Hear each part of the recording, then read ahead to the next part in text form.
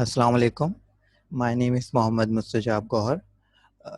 Today in this video, I will be giving my tech talk for CS Seminar Course 1. And topic for my tech talk is Docker Swarm versus Kubernetes. Before going ahead, there is a picture to think what's happening here. यहाँ पे एक orchestrator है जो कि अपनी team को, अपनी musicians को गाइड कर रहा है कि क्या, कैसे और कब क्या प्ले करना है। सो ऑर्केस्ट्रेटर पे यहाँ पे ज़्यादा फोकस है। ऑर्केस्ट्रेटर एक शख्स होता है जो कि अपनी टीम, अपनी रिसोर्सेज को मैनेज कर रहा होता है जैसा वो चाहता है और जिस वक्त वो चाहता है। Now coming to the topic little bit के यहाँ पे क्यूबरनेटीज वर्सेस डॉकर स्वार्म हम बात कर रहे हैं। तो बेसिकली ये दोनों हैं क्या? ये दोनों बेसिकली ऑर्केस्ट्रेशन टूल्स हैं और ऑर्केस्ट्रेशन इसीलिए यहाँ पे आपको दिखाई गई है कि आप यहाँ पे लिंक कर सकें कि ये टूल्स कुछ ना कुछ ऑर्केस्ट्रेट कर रहे होंगे, यानी कि कुछ मैनेज कर रहे होंगे। क्या चीज़ मैनेज कर रहे होंगे? कुछ रिसोर्सेज हैं जो कि वो मैनेज करती हैं यहाँ पे, जिसको हम आगे देखेंगे। So the big question always in any topic of presentation or tech talk, why we are studying these two orchestration tools, क्या ज़रूरत हमें आ गई? So to understand this, I have two scenarios of developer and an automation for another scenario. In case you are developer और आपको पता है कि अगर आप फ्राइडे को कोड अपना कमिट कर देंगे, so you will have to wait for the operation team ताकि वो डिप्लॉय करे, और इसके दरमियान में अगर बग्स आ जाते हैं तो वो भी आपको वीकेंड पे जाना पड़ेगा और ऑपरेशन टीम वहाँ पे मौजूद नहीं होगी। अगर आपने बग फिक्स कर दिया तो उसको डिप्लॉय कौन करेगा? सो इस चीज़ को भी हल करता है Kubernetes and Docker swarm. Both these tools जो हैं वो ना सिर्फ ऑर्केस्ट्रेशन करते हैं बल्कि डिप्लॉयमेंट भी साथ करते हैं। इन अदर वर्ड्स के ऑपरेशन टीम के अलावा, ऑपरेशन टीम पे डिपेंडेंट होने के अलावा आप एज अ डेवलपर खुद भी कोड डिप्लॉय कर सकते हैं using Kubernetes and also manage के उसकी क्या कॉन्फ़िगरेशंस हो उस ऐप की जो आप डिप्लॉय कर रहे हैं। खुद आपने जो उसको बग फिक्स किया है वीकेंड पे बैठ के, या कभी भी जब आप चाहें रात को 11 बजे 12 बजे, आपको ऑपरेशन टीम का वेट नहीं करना पड़ेगा। Now coming towards automation, automation is the new big thing. Her company, her business चाहता है कि ऑटोमेट हो जाए, बिजनेस कमाना चाहता है। सो वी नो कि automation is the big new thing. तो ऑटोमेशन किस तरीके से पॉसिबल है? ऑटोमेशन इस तरीके से पॉसिबल है, एक ऑर्केस्ट्रेशन टूल जो कि Kubernetes आपको प्रोवाइड करता है कि आप उसकी वन टाइम कॉन्फ़िगरेशन करें अपनी एप्लीकेशन की, और वो एप्लीकेशन ऑटोमेटिकली जो है वो लोड को देखते हुए, ट्रैफिक को देखते हुए अपना अपना साइज़ बढ़ा सकती है, अपना साइज़ जो है वो कम कर सकती है, अपनी कॉपीज़ मल्टीपल रेप्लिकेट कर सकती है। So this is one of the things के जो कि एक्साइट करती है न्यू जनरेशन को भी, और ये काफ़ी कंपनीज़ में जो है वो फॉलो भी किया जा रहा है। सो हमने बेसिकली देखा कि Kubernetes and Docker Swarm both are orchestration tools। तो वो किस चीज़ को ऑर्केस्ट्रेट कर रहे होते हैं? वो कर रहे होते हैं कंटेनर को ऑर्केस्ट्रेट। और कंटेनर बेसिकली, अगर आपको नहीं मालूम, तो कंटेनर एक रियल लाइफ में जैसा कंटेनर होता है वो ही कंटेनर होता है, जिसका मकसद ये है कि उसके अंदर जो भी चीज़ मौजूद है उनका राब्ता बाहर से मुनक़ता हो जाए। सो इन टेक्निकल टर्म्स, क्योंकि टेक टॉक है, तो आपके अगर कोई भी वेबसाइट एप्लीकेशन है, कोई डेस्कटॉप एप्लीकेशन है, whatever it is, application is containerised once तो उसका ताल्लुक अपने इन्वायरमेंट में मौजूद है। और containers are basically advance versions और वर्चुअल मशीन्स के ऊपर जो है वो एप्लीकेशन डिप्लॉय हुआ करती थी। तो फिर उसके बाद नया कॉन्सेप्ट आया कंटेनराइजेशन का, जिसके अंदर आप बिल्कुल थोड़ी सी हार्डवेयर रिसोर्सेज लेते हुए अपनी एप्लीकेशन को डिप्लॉय कर सकते हो in and black box environment, बिल्कुल कंप्लीट बंद एनवायरनमेंट के अंदर। तो इन कंटेनर्स को ऑर्केस्ट्रेट करना, मैनेज करना, ये एक रिसोर्स है।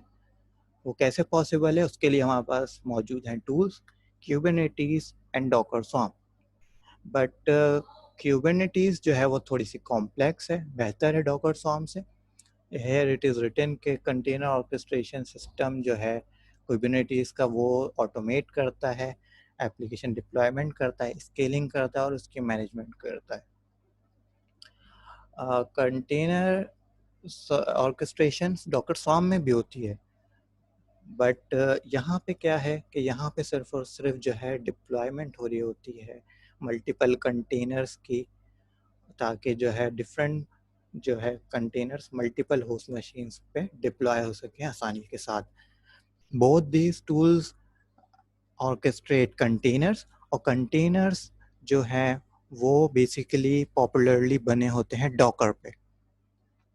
सो Docker Swarm is in the family of Docker, Kubernetes is another tool. We will see कि कौन सा किससे ज़्यादा बेहतर है। So the second point is कि यहाँ पे मास्टर नोड की बात हुई हुई है और वर्कर नोड्स की बात हुई हुई है, तो इसको हम थोड़ा सा आगे देखेंगे ताकि आपको कम्प्लीटली समझ में आए। These two tools जो है वो बेसिकली जो है मास्टर नोड और वर्कर नोड्स के ऊपर डिपेंडेंट होते हैं। कैसे डिपेंडेंट होते हैं, इनका आर्किटेक्चर जो है वो क्लस्टर बेस्ड होता है। ये दोनों ऑर्केस्ट्रेशन टूल्स क्लस्टर बनाते हैं। क्लस्टर बनता है तो उसमें दो कंपोनेंट्स होते हैं, मास्टर नोड और worker nodes. Master node usually popularly एक होती है और वर्कर नोड्स मल्टीपल होती हैं। नोड्स बेसिकली एक आपका एक सिस्टम है, एक लैपटॉप है, एक कंप्यूटर है। सो क्लस्टर आपको अगर क्रिएट करना है तो आप बहुत सारे वर्कर नोड्स को कनेक्ट कर सकते हैं और उसमें से एक ख़ास लैपटॉप यानी एक नोड, एक सिस्टम को आप मास्टर असाइन कर सकते हैं, मास्टर नोड बना सकते हैं। So this is the what we can understand from the master node and worker nodes. These pictures जो हैं वो कंपोनेंट शो कर रही हैं कि मास्टर नोड में क्या होता है और वर्कर नोड्स में क्या होता है। फिलहाल हमारा कंसर्न इन कंपोनेंट से नहीं है, because in depth is the topic for another tech talk. और इसमें हमें जो चीज़ देखने की है वो है बेसिकली वर्कर नोड्स पे आप देख सकते हैं कि कंटेनर्स मौजूद हैं। तो हमारा ताल्लुक फ़िलहाल कंटेनर से है कि कंटेनर्स मैनेज हो रहे होते हैं इन वर्कर नोड्स पे और मास्टर नोड जो है वो उनको मैनेज कर रहा होता है। हियर इज़ अनदर पिक्चर के जिससे आपको पता चले कि काम हो कैसा रहा होता है इस आर्किटेक्चर के थ्रू। तो एक क्लस्टर होता है जिसके अंदर बहुत सारी नोड्स होती हैं, एक मास्टर नोड होती है यूजुअली और बाकी वर्कर नोड्स होती हैं। एक मास्टर नोड जो है वो सबको ऑर्केस्ट्रेट कर रहा होता है और सबको बताता है कि किसको क्या काम करना है। Basically, master is the one who is managing scheduling containers on different worker nodes और उनकी स्केलिंग कर रहा है, up scaling, down scaling, monitor कर रहा है कि किस पे कौन सी कंटेनर ऐप जो है वो फेल हो गई है, उसको रिस्टार्ट करना है। तो सारी इंफॉर्मेशन मास्टर नोड के पास है and he is the master. So if you are a developer or you are not a developer like me, तो आपके लिए ये क्या सिनेरियो होगा और आप कैसे इसको इस्तेमाल कर रहे होंगे। सो बहुत सारी कंपनी क्यूबरनेटीज या डॉकर स्वार्म के आर्किटेक्चर को फॉलो कर रही होंगी और आपको नहीं मालूम क्योंकि आप सिर्फ एक यूज़र है। आप उन एक एप्लीकेशन जो कि कंटेनराइज हुई हुई है और उसको ऑर्केस्ट्रेट किया जा रहा है क्यूबरनेटीज या डॉकर स्वार्म के थ्रू, आपको नहीं मालूम, लेकिन आप सिर्फ उसको यूज़ कर रहे हैं। तो एज अ यूज़र आप सिर्फ एक एप्लीकेशन यूज़ कर रहे होंगे। आप अगर तो वो कंटेनराइज्ड ऐप है तो उसको ऑर्केस्ट्रेट किया जा रहा होगा, और ऑर्केस्ट्रेशन की बेस पे एज अ यूज़र आपको वो कभी भी जो है वो डाउन नहीं होगी, आपको वो हमेशा अवेलेबल होगी, क्योंकि because these are the feature and these are the perks जिसके लिए ही एक ऑर्केस्ट्रेशन की जा रही है। एंड एज अ डेवलपर, अगर आप एज अ डेवलपर देखें आर्किटेक्चर को, तो एज अ डेवलपर आप कोई एप्लीकेशन बनाते हैं, उसको कमिट करते हैं, और बिल्ड बनने के बाद जब उसकी डॉकर के थ्रू उसकी कंटेनराइज्ड एप्लीकेशन बन जाती है, तो आप उसको डिप्लॉय करते हैं डॉकर स्वार्म के थ्रू या तो क्यूबरनेटीज के थ्रू। सो हम यहाँ देख सकते हैं कि मास्टर नोड है, वर्कर नोड्स 3 हैं, हर नोड के ऊपर जो है डॉकर होना लाजमी है, क्योंकि कंटेनर्स बनने हैं, किसी भी हाल में कंटेनर्स बनेंगे, उसके बाद ऑर्केस्ट्रेशन होगी। और कोई भी ऑपरेटिंग सिस्टम हो सकता है उस वर्कर नोड के ऊपर। इस वर्कर नोड पे हम देख रहे हैं कि लिनक्स यानी उसका स्पेसिफिक वर्जन उबंटू इस्तेमाल हो रहा है। इन ऑपरेटिंग सिस्टम के अंदर डॉकर मौजूद है, और हर नोड के ऊपर एक एक कॉन्फ़िगरेशन है जो कि एक मास्टर नोड के पास सेव है। मास्टर नोड हर वर्कर नोड की इंफॉर्मेशन, कॉन्फ़िगरेशन, उसके ऊपर कितनी डिप्लॉयमेंट हुई हैं, कितने कंटेनर्स बने हुए हैं, सबकी आईपी, नेटवर्क इंफॉर्मेशन, सब कुछ अपने पास सेव रखता है। सो एज अ डेवलपर आप कोड पुश करेंगे, बिल्ड बनेगी, बिल्ड बनने के बाद जब वो कंटेनराइज ऐप हो जाएगी तो क्यूबरनेटीज या डॉकर स्वार्म उसको अपनी वर्कर नोड्स के ऊपर अपडेट कर देगा और वो यूज़र को अवेलेबल हो जाएंगी।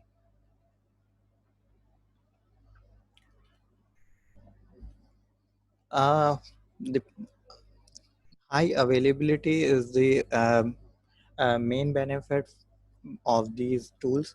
तो Kubernetes के केस के अंदर जो ऐप कंटेनर्स हैं वो हमने देखा कि जितनी भी वर्कर नोड्स हैं उनके ऊपर स्मूथली डिस्ट्रीब्यूट कर दी जाएंगी, इस तरीके से कि वो हर वक्त यूज़र को अवेलेबल हों। Same in the case for the Docker swarm. Docker swarm भी जो है वो मेक श्योर करता है कि हाई अवेलेबिलिटी रहे कंटेनर्स की, और वो उनको अपने वर्कर नोड्स पे इस तरीके से मैनेज कर रहे होते हैं कि वो अपने यूज़र तक हमेशा अवेलेबल रहें। दोनों में मास्टर वर्कर नोड का कॉन्सेप्ट है। यहाँ पर मास्टर नोड कहा जाता है क्यूबरनेटीज में, और डॉकर स्वार्म के अंदर स्वार्म मैनेजर कहा जाता है। But one thing here is to note down के क्लस्टर जो भी बन रहा है, चाहे वो क्यूबरनेटीज से बन रहा है चाहे वो डॉकर स्वार्म से बन रहा है, तो आपका क्लस्टर के अंदर हमने अभी तक देखा पॉपुलरली यूजुअली छोटी ऑर्गेनाइजेशन में या जहाँ कहीं पे भी, अगर तो आपके क्लस्टर के अंदर मास्टर नोड एक है तो वो फेलियर टॉलरेंट सिस्टम नहीं है, वो क्लस्टर फेलियर टॉलरेंट नहीं है। इसका मतलब ये है कि मास्टर नोड अगर किसी भी वजह से डाउन होती है, फेल होती है, तो बाकी वर्कर नोड्स जो उसके थ्रू ऑर्केस्ट्रेट हो रही थी, उसके थ्रू मैनेज हो रही थी, उसके थ्रू मॉनिटर हो रही थी, वो भी डाउन हो जाएंगी। So it is a good practice कि आप जो है वो more than one, usually in commercial application जहाँ बन रही होती हैं सॉफ्टवेयर हाउस में, वहाँ पे दे मेक श्योर के एटलीस्ट 3 मास्टर नोड्स हों, यानी कि मल्टी मास्टर नोड्स मौजूद हों, ताकि वो सिस्टम को फेलियर टॉलरेंट बना सके। सो हमने ओवरव्यू देखा कि what is Kubernetes and what is Docker Swarm. The question in the end arises कि विच इज़ बेस्ट, क्योंकि दोनों हाई अवेलेबिलिटी भी दे रहे हैं और दोनों मैनेज भी अच्छी तरीके से कर रहे हैं, तो the question arises which is the best. So the answer is not that simple. Uh, to answer this, I will go on the I will take the help of the statistics and leave it on the audience to decide which is the best. So here it is the stats for in the favor of Docker Swarm. Docker Swarm के आप stats दे सकते हैं कि with respect to seconds, with respect to time, यहाँ पे देखा जा सकता है कि डॉकर स्वार्म जो है वो काफ़ी फास्ट है क्यूबरनेटीज से. This is basically on the reaction time कि अगर आपका कंटेनर कोई फेल होता है और उस पर आपका जो सिस्टम है क्यूबरनेटीज हो या चाहे डॉकर स्वार्म हो, तो इन दोनों सिस्टम, इन दोनों टूल्स, इन दोनों ऑर्केस्ट्रेशन टूल्स में से कौन सा जल्दी रिस्पॉन्ड करेगा, उसकी बेस पर हम ये स्टैट्स को देखते हुए कह सकते हैं कि Docker swarm is 5 times faster than Kubernetes. So coming on to the next slide, in the favor of Kubernetes, तो Kubernetes के हम adoption की बात करें, adoption की बेस पे Kubernetes जो है वो काफ़ी फास्ट ग्रो कर रही है. Although these stats are much older, 2 years older, but Kubernetes, I would personally say that all the cloud service providers have adopted Kubernetes as a platform, as a service, uh, as a orchestration tool, as a deployment tool. Uh, though it is very complex, Docker Swarm is very simpler to use because the reason a Docker Swarm is very simpler to use is because it does not have a complex architecture. और दूसरा reason ये है कि वो Docker family में से है, तो डॉकर फैमिली के ही थ्रू डॉकर कंटेनर्स क्रिएट होते हैं और डॉकर स्वार्म के थ्रू डॉकर कंटेनर्स जो हैं वो ऑर्केस्ट्रेट हो जाते हैं. So the same family, same language, same command to handle all these things. So that is simpler, faster. But on the another side, के Kubernetes का adoption rate काफ़ी fast है. So there might be something we are missing के we are not missing, but we do not think के Kubernetes is somehow stayed behind from Docker Swarm. Kubernetes has a very fast adoption rate. Many big cloud service providers have adopted it, and it's been is increasing day by day. So this was the tech talk. And if you have any suggestions or any recommendation for new tech talks, you can comment down below. Thank you. Allah Hafiz.